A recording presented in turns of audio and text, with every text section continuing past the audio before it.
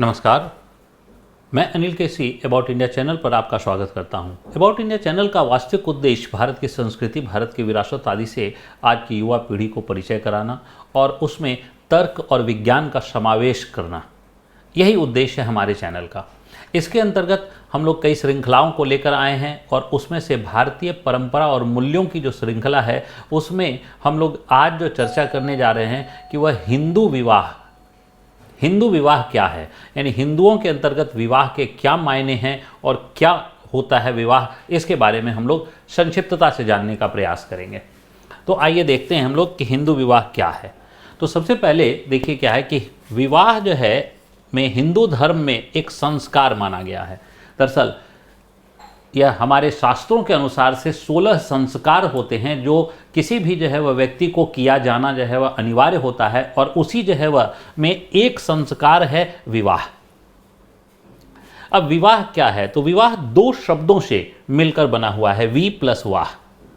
अब वी का अर्थ होता है विशेष रूप से और वाह का अर्थ होता है उत्तरदायित्व का वहन करना, यानी विशेष रूप से उत्तरदायित्व का वहन करना।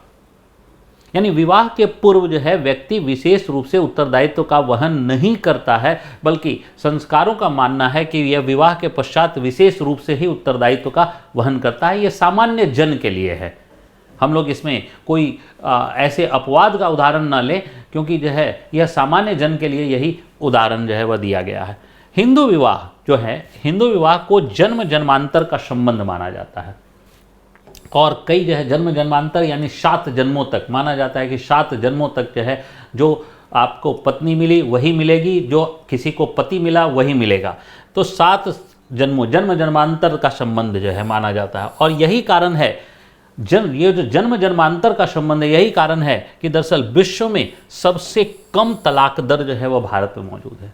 आपको आश्चर्य होगा कि भारत में जो तलाक की दर है हिंदू विवाह में वह है 1000 में 2, यानी 1000 में 2 तलाक होते हैं। ये है हमारे यहाँ का एवरेज।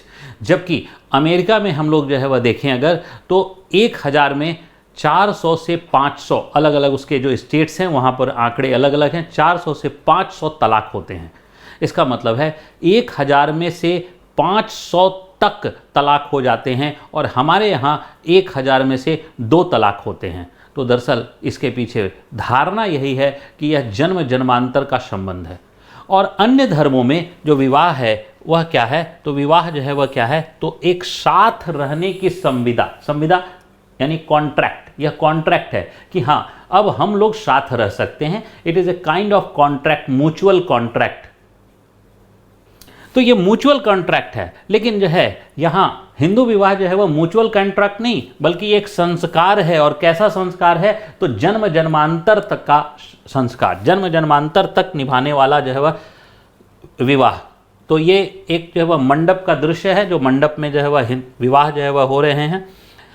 इसके बाद देखिए क्या है, जो हिंदू विवाह है, हिंदू विवाह में पहले बंधु बांधव तो साक्षी होते ही हैं, यानी बंधु बांधवों को जो है वह वहाँ उपस्थित होते हैं। वह एक साक्षी के रूप में उनके सामने जो है वधू को ग्रहण किया जाता है। कन्यादान, सप्तफेरा, सिंदूरदान आदि जो है वह होता है, जो बंधु बांधव के सामने होता है। क्योंकि जन्म जन्मांतर का संबंध है, इसलिए इसमें देवत्व को भी शामिल किया जाता है। और देवत्व के रूप में क्या है? तो अग्नि के सामने ही सप्तफेरा होता है। कोई अग्नि के अतिरिक्त किसी अन्य के ऊपर जो है वह सप्तफेरा नहीं होगा। अग्नि की उपस्थिति आवश्यक है। इसके अलावा ध्रुव तारा जो अटल माना जाता है कि ध्रुव तारा से ही दरअसल पृथ्वी की सारी दिशाओं का ज्ञान होता है। तो जब पृथ्वी की दिशा ज्ञान करा रही होती है ध्रुव तारा, तो हमारे जीवन को की भी दिशा जो है वो वही ध्रुव तारा ही देगा। तो ध्रुव तारा को भी जो है वह साक्षी माना जाता है। यानी बंधु बांधव के साथ साथ ध्रुव तारा, अग्नि आदि को साक्षी माना जाता है। अब हिंदू परंपरा के अनुसार जो है इसे शारीरिक संबंध जो होते हैं उससे ज़्यादा आत्मिक संबंधों के प्रारंभ के रूप में ग्रहण किया जाता है। ये आत्मिक संबंध अधिक जो है वह हैं, और इसी वजह से हिंदू परंपरा में जो है वह इसे जन्म जन्मांतर का संबंध माना गया है। अब आते हैं, देखिए हिंदू जो परंपरा है, हिंदू परंपरा में दरअसल देखा जाए तो जो जीवन होते हैं वो जीवन में 4 आश्रम व्यवस्था स्थापित है, और इसे हम लोगों ने एक पृथक वीडियो में डाल रखा है, वहाँ भी आप लोग देख सकते हैं। 4 आश्रम, और 4 आश्रम में जो है जो गृहस्थ आश्रम है, तो गृहस्थ आश्रम का प्रारंभ विवाह के पश्चात माना जाता है। यानी जिसने विवाह कर लिया वही गृहस्थ जो है वह बन गया, तो वहीं पे से इसका गृहस्थ जो है वह आश्रम प्रारंभ होता है। अब हिंदू परंपरा ही कहती है कि जीवन के 4 लक्ष्य होते हैं। जीवन के 4 लक्ष्य होते हैं, और जीवन के 4 लक्ष्य क्या होते हैं? तो धर्म, अर्थ, काम, मोक्ष। धर्म का अर्थ होता है उत्तरदायित्व का ग्रहण करना, उत्तरदायित्व को ग्रहण करना। अर्थ जो है वह आर्थिक व्यवस्था को संचालन करना। काम जो है वह वंश वृद्धि करना, और मोक्ष जो है वह जीवन मरण के चक्र से मुक्त पाना। तो ये जो है, ये जो प्रथम लक्ष्य हैं, इसके ऊपर भी सेपरेट वीडियो बना हुआ है, इसे भी आप देख के थोड़ा अधिक जो है जानकारी हासिल कर सकते हैं। तो ये जो इसमें से प्रथम तीन यानी धर्म, अर्थ और काम, ये जो 3 लक्ष्य हैं जीवन के, इसकी प्राप्ति ही कहाँ से प्रारंभ होती है? तो गृहस्थ जीवन से प्रारंभ होती है। क्यों? क्योंकि अभी थोड़ी देर पहले बताया कि गृहस्थ जीवन का मतलब है विशेष रूप से उत्तरदायित्व ग्रहण करना, इसलिए वह धर्म का पालन करता है। जैसे पत्नी के प्रति धर्म का पालन, अपने पुत्र के प्रति, अपनी पुत्री के प्रति, या फिर समाज के प्रति, अपने माता पिता के प्रति, यह गृहस्थ जीवन के बाद ही जो है वह करता है। तो ये गृहस्थ जीवन। अर्थव्यवस्था का संचालन करता है उसी दायित्व के पालन के अंतर्गत, और काम वंश वृद्धि जो है वह करता है। और अगर वंश वृद्धि ना हो तो यह समाज जो है वह, पूरा विश्व जो है वह ऐसे ही नष्ट हो जाएगा। यानी आज हम लोग जो है वह धरती पर हैं, तो कभी जो है वह वंश वृद्धि हुई, इस वजह से हम लोग धरती पर हैं, और आगे जो है वह मानव रहेंगे तभी, जब जो है वह आगे वंश वृद्धि होती रहेगी तभी मानव जो है वह रहेंगे। यानी इसके संचालन के लिए, इस पृथ्वी के पे मानव का अस्तित्व बना रहे, इस पर, यानी हजारों वर्ष पहले अगर मान लीजिए कि वंश वृद्धि की परंपरा को समाप्त कर दिया जाता, तो आज कोई मानव होता ही नहीं धरती पर। तो इसलिए जो है यह भी जो है वह जीवन का लक्ष्य जो है वह माना गया, और यह भी गृहस्थ जीवन से ही प्रारंभ होता है। अब हिंदू धर्म में विवाह के रीति रिवाजों को वैदिक काल से वर्तमान तक में जो है वह देखा जाए तो बदलाव होते रहे।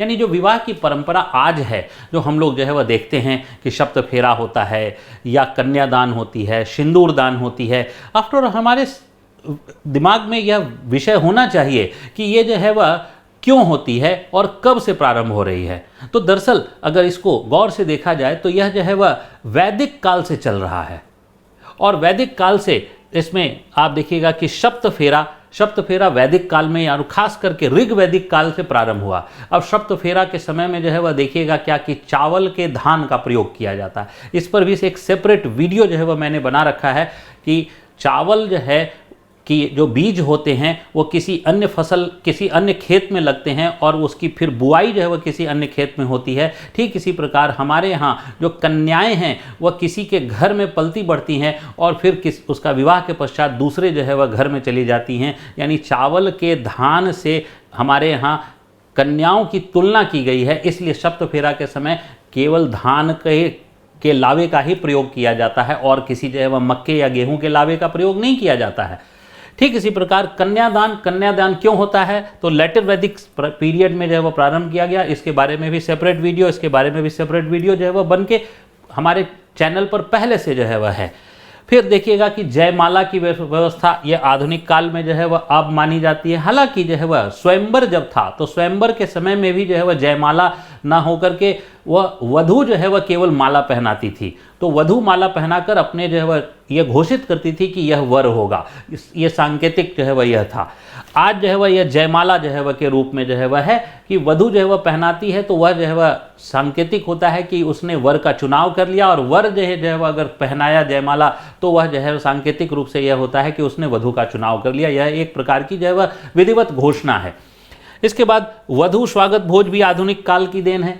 तो क्या जो है वह ये जो बदलाव हो रहे हैं, ये बदलाव जो है वह ऋग वैदिक काल से लेके अब तक जो बदलाव हो रहे हैं, ये बदलाव आगे भी होंगे, निश्चित तौर पर आगे भी होंगे। जैसे जो है वह एक दिमाग में जो है वह एक आजकल आने लगा है लोगों को कि कन्यादान, दान जो है वह देने की वस्तु नहीं है कन्या, कन्यामान, इसके लिए कन्यामान शब्द का प्रयोग होना चाहिए। हालांकि कन्यादान में जो है वह जो भावना है वह किसी को दान देने की भावना नहीं है, बल्कि ये उत्तरदायित्व का दान है। इसके बारे में एक सेपरेट वीडियो बना हुआ है, उस पर आप इसको डिटेल में देख सकते हैं। इसके अलावा और भी जो विवाह के प्रकार होते हैं और इसके अन्य रीति रिवाजों पर हम लोग और भी जो है वह सेपरेट वीडियो लेकर जो है वह आएंगे, और ये हम लोग कुछ पिक्चर्स के माध्यम से हिंदू विवाह के कुछ रीति रिवाजों को जो है वह देख सकते हैं, जिसको आप लोगों ने सामान्य जनजीवन में भी जो है वह कई बार देखा होगा।